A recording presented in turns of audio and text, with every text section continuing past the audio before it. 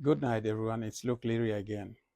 Now, tonight, I will continue to extend my session on leadership competency, and leadership value. In the last few videos, I stated that leadership is safe. Leadership is safe when a person with leadership competency and value is appointed to a leadership role. The decisions are safe, decisions are quality, decision considers the wider implications of the appointments of CEOs, appointments of managing directors, appointment of members of the board, appointments of chairman role in some of our key institutions. Now, just last week, Fiji Airline was nominated the best airline in the Pacific. This is a nation with only 800,000 people, and they don't have oil, they don't have mines, they don't have flora, they don't have fauna. They're a very small island nation, and yet they beat the rest of the Pacific Islands nation. The Fiji Airlines has outperformed all the airlines in the Pacific. And what I do know also is that they did so well during the COVID period as well, because traveling out of Australia on Australian airlines, various Australian airlines, was very expensive. So I do know that a lot of Australians and foreigners that were trying to travel out elsewhere in the world traveled into Fiji and got on the airline, which was cheaper, better quality, to reach the US and elsewhere. Now, in my country, a lot of the service arms of the country are struggling. Actually, I might say that they are on drip. If it was a patient, I would say they are in an ICU. They're struggling big time.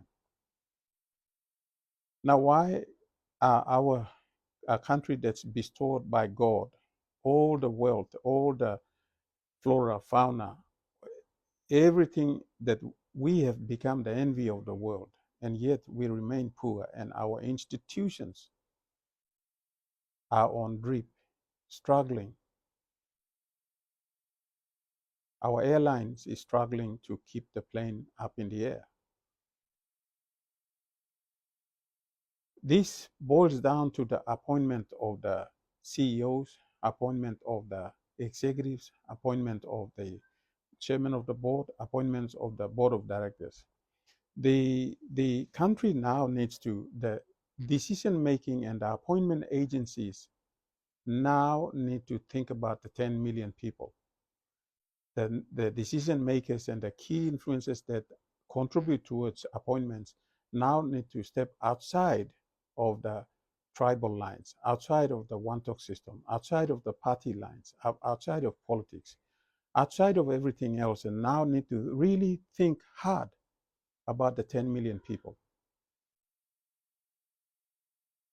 The people that are appointed on key leadership roles need to be appointed on strong competency, strong experience, integrity, character, sound value, grounding in their own life. If we continue to appoint people that have issues with their personal life, issues with their character into key roles, they know in their heart that they should not be there in that role. They would have never in their lifetime earned that role. They are there because of this short-term appointment. So what will happen is they will wreak havoc. They will destroy the systems of the organization, the control mechanisms of the organization, all the process and systems that make organization and perform and compete. They will break it down in that short space of time. They know that they will come down any moment. They are just seasonal worker in that role. So they will come down any moment. So in the process, they bring the organization down. It is purely, the struggling institutions are purely the result of poor appointments.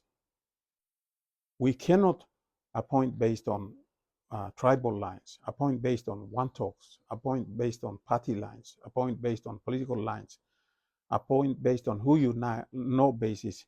when a person does not merit that role and expect outcome that is better, the results don't lie. Results don't lie.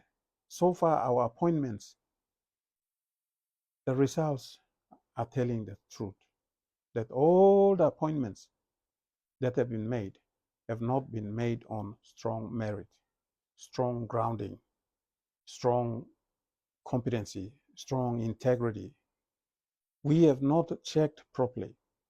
The appointments are not based on good reasons. So, in conclusion, I'd like to say this.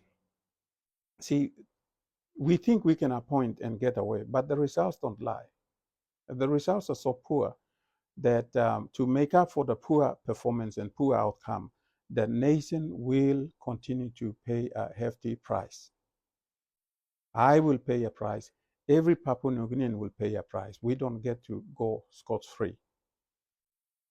The 10 million people of this country will pay the price for a few select that make the leadership decision for this country. The impact of the poor decision will not be confined to the families of the decision makers or the tribe of the decision makers or the one-talks of the friends of the decision makers. The implication, the negative implication of the poor decision that comes out of the leadership table will have a bearing on the 10 million people of this country. If you think it will only affect this generation, well, I got news for you. It will affect the next generation. It will affect my kids. It will affect your kids.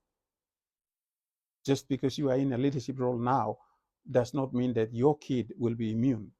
Your kid's kid, the next generation, third generation will not be immune. And their kids, the fourth generation, will not be immune. They will pay a price. This nation will pay a price because of the poor decisions, because of poor appointments. There's a term now that's been used so often. They say ad hoc man. They appoint them because of ad hoc man. Whatever that means, I have no idea. The results don't lie. The performance of the key institutions that matter to the country are struggling. Now, why is that? It comes down to the decision makers. It comes down, and therefore I'm making this video and appealing, whoever you are reading to. I don't want to point fingers on anybody in particular. I don't know, but what I do from a leadership perspective, what I do know from a leadership perspective is that the appointments has not been done properly because the results don't lie. The results don't lie. If we continue to do this, if we continue to make poor appointments, these people know that in their lifetime they shouldn't have been in that role. They're there for this season only. So they will exploit and destroy the institution. Sometimes they are removed removed sooner. You know, I'm disappointed in this country when people say all the good things, and once they are appointed into this role, you know, next minute this person has been suspended. This acting CEO has been suspended. This CEO has been suspended. This person has been removed. This person has been removed. You know why? Some of these guys are removed even before they finish the 1 year term. That questions the appointment process. That questions the quality of the people that questions the competency of the people, leadership value of the people, experience of the people. I say this again. The leadership table, the intent of leadership is safe, is only safe if we appoint people that are credible, that are competent, that have character, that have leadership competency, that are properly grounded in season and out of season in their own personal life. Good night.